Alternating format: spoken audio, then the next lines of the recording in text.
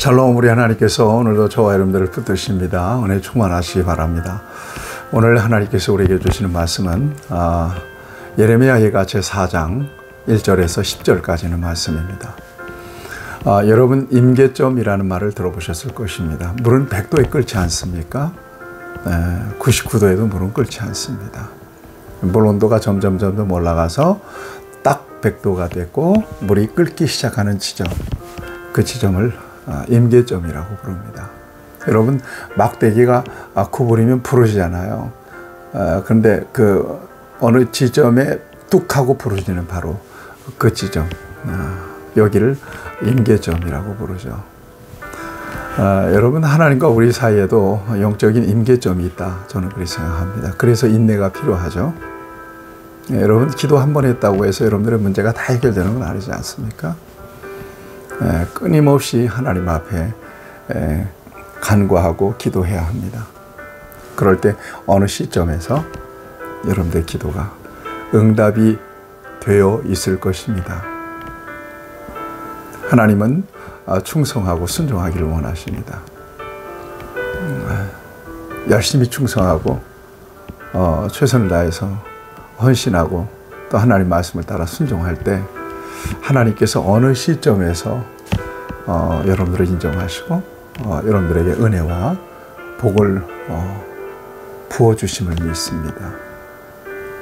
또 여러분들을 더 귀하게 쓰실 줄로 믿습니다. 아브라함도 그랬지 않습니까? 독자 이삭을 바칠 때 이제야 비로소 네가 나를 사랑하는 줄을 내가 알겠다. 하나님께서 인정하신 거 아니겠어요? 바로 축복의 임계점, 기도의 임계점, 응답의 임계점이 분명히 있다.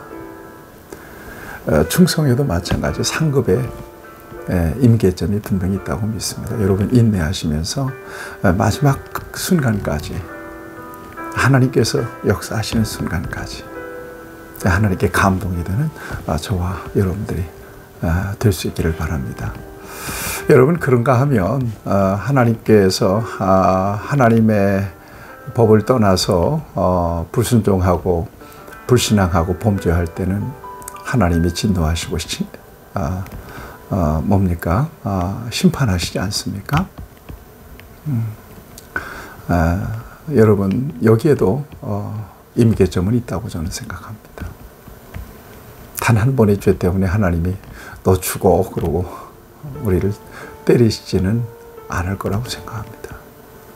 어느 시점에, 어느 지점에서 하나님은 진노의 채찍을 드시고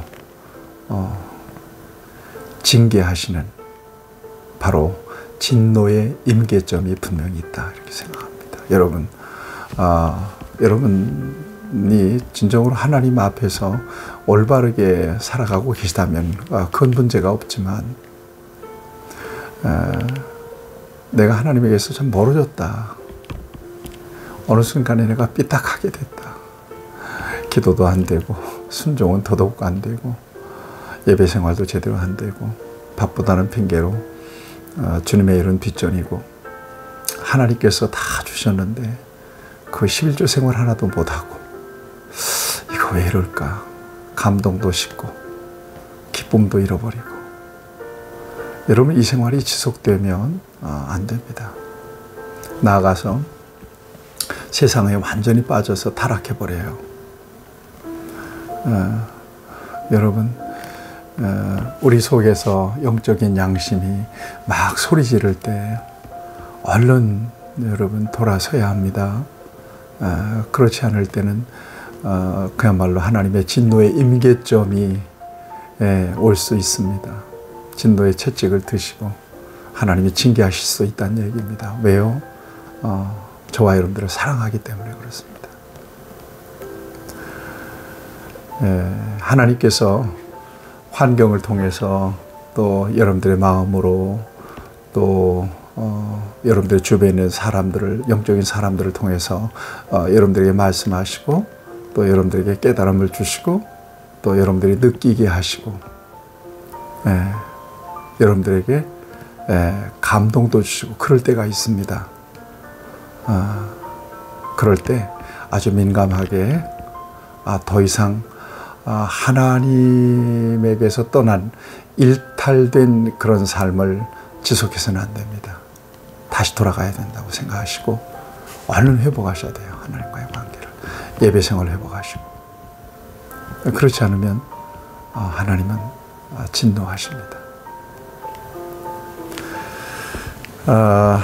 유다 백성들이 하나님에 의해서 채찍을 맞으시잖아요. 몽둥이를 맞습니다. 그래서 아주 절망적일 정도로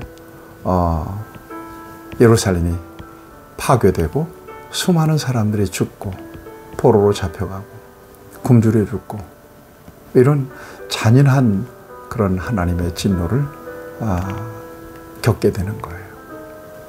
하나님의 채찍을 맞게 되는 겁니다. 예레미야 예가는 전체적으로 이 같은 상황을 우리에게 보여주고 있습니다. 얼마나 끔찍스럽습니까? 여러분, 진노의 임계점 꼭 기억하시면서 여러분 하나님과의 관계를 빨리 회복하실 수 있게 되기를 주님의 이름으로 권면합니다. 오늘 본문 말씀을 보세요. 어느 정도 처참하게 망가졌는가?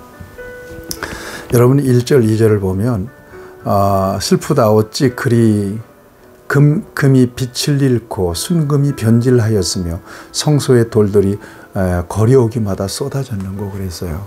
금이라고 하는 것은 존귀한 거예요. 근데 변질돼 버렸어요. 예, 가치 없는 돌들도 변질돼 버리고 만 거예요. 돌처럼. 예루살렘이 그랬다는 것입니다. 여러분 2절에 보면 순금에 비할 만큼 보배로운 시온의 아들들이 어찌 그리 토기장이가 만든 질항아리 같이 여김이 되었는고 그랬습니다. 순금에 비할 만큼 보배로운 시온의 아들들. 존귀하죠. 보배롭죠. 그런데 질항아리처럼 변질되어 버리고 말았다는 거예요. 초라하게. 네. 이렇게 하나님의 진노가 무섭게 유다 예루살렘에 임하게 된 것입니다. 굶주림이 얼마나 심했는지 여러분 3절 4절을 보면 들깨들도 젖을 주어 그들의 새끼를 먹이나 내 딸 백성은 잔인하여 마치 광야의 타조 같도다. 광야의 타조. 타조는 알을 놔놓고 방치한다네요. 광야에다가. 그렇게 줄였다는 거예요. 새끼들이.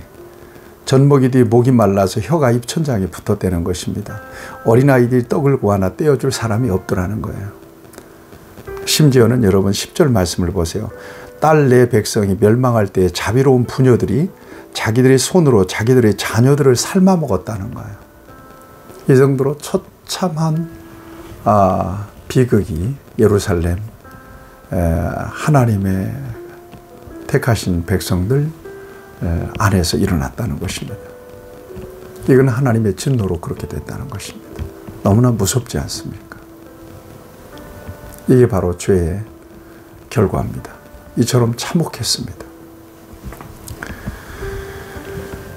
그런데 이 예루살렘의 죄악이, 유다의 죄악이 어느 정도 심각했느냐? 오늘 6절 말씀은 이렇게 보여주고 있습니다.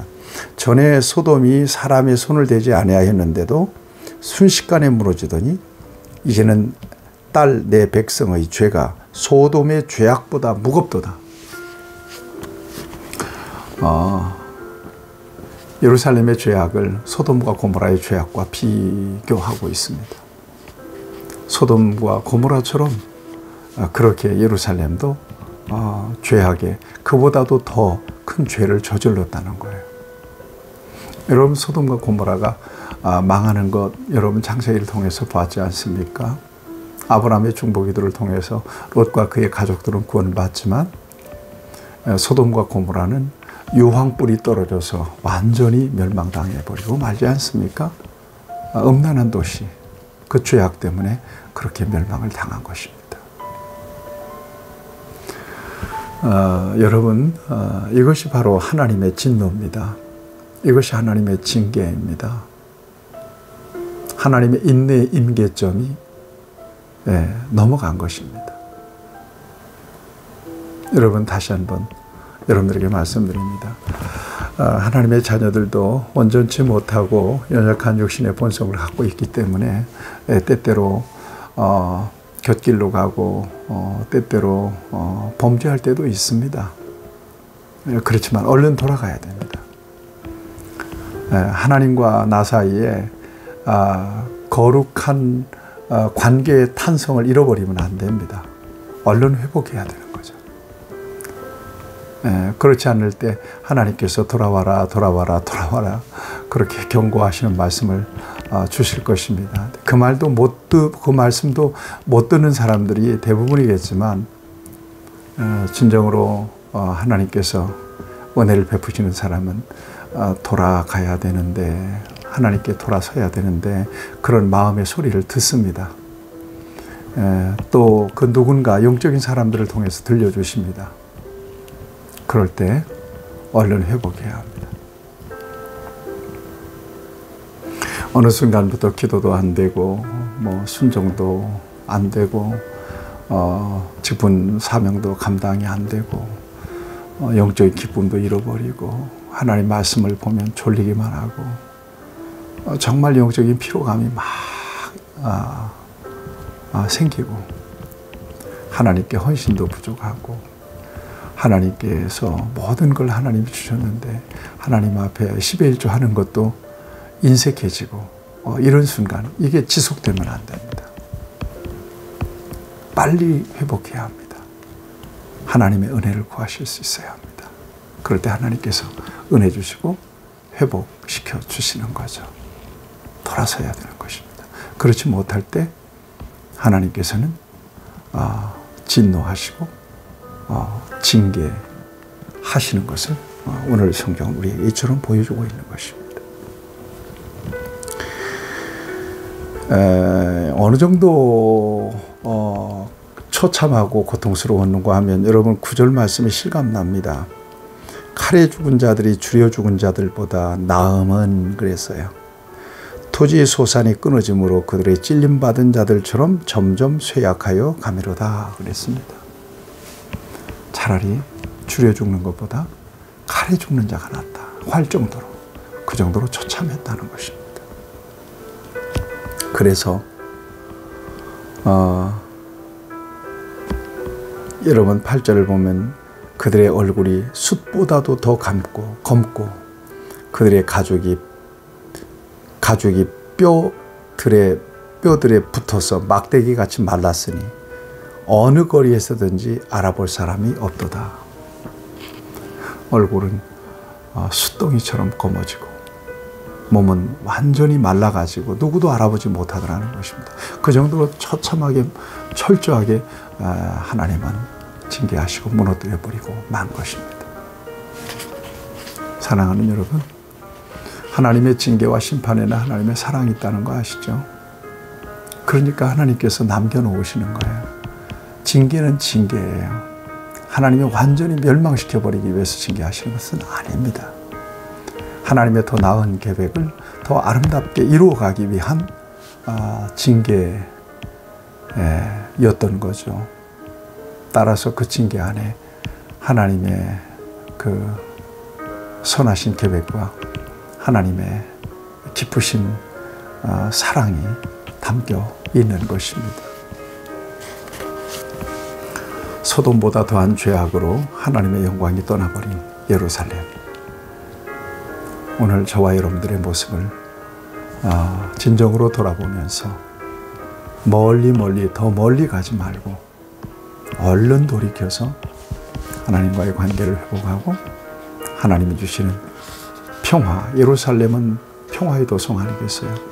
하나님이 주시는 평화를 누리며 이 땅에서 주신 사명을 잘 감당하다가 영광스럽게 하나님 앞에 서는 저와 여러분들이 될 수 있기를 바랍니다. 임계점을 잊지 마십시오. 응답의 임계점도 있고 축복의 임계점도 있지만 하나님의 진노와 채찍의 임계점도 있습니다. 얼른 돌이켜서 하나님의 은혜를 구하는 저와 여러분들이 될 수 있기를 바랍니다. 하나님, 은혜를 감사합니다. 귀한 말씀을 통해서 다시 우리를 각성시켜 주셨사오니 하나님께 돌이켜서 은혜 받는 하나님의 백성으로 살게 해 주옵소서. 예수님의 이름으로 기도하옵나이다. 아멘. 여러분들을 축복합니다.